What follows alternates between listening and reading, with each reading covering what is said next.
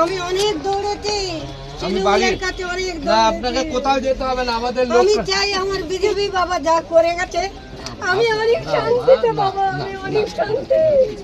আমার ছেলে মরে গেছে, আমার স্বামী মরে গেছে বিনা আলাতে। আমি ছেলে তো আপনার, আমি আপনার ছেলে তো।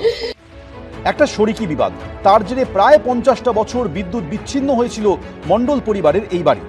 গরমে দরদর করে ঘাম ঝরত, দম আটকে আসতো। বাড়ির মেয়েটাকে সেই ছোট্ট থেকেই পড়তে বসতে হতো লণ্ঠনের আলোয়। বিধানসভা ভোটের আগে প্রচারে আসা বিজেপি প্রার্থী সৌরভ শিকদারকে বিষয়টা জানান তারা। তিনি কথা দিয়েছিলেন নির্বাচিত হলে এই সমস্যার সমাধান করবেন। সেই মতো ভোটে জিতে এসেই বিদ্যুৎ দপ্তরের সঙ্গে কথা বলে এই বাড়িতে বিদ্যুৎ সংযোগ পৌঁছে দিলেন তিনি।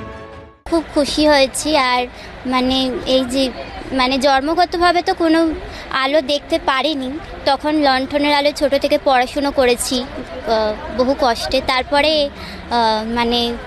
এই যে বড় হয়ে এই যে প্রথমবার আলো আসলো ঘরে, এটা ভেবে খুব খুশি হয়েছি। এখন আমি আলোয় পড়াশুনো করতে পারছি।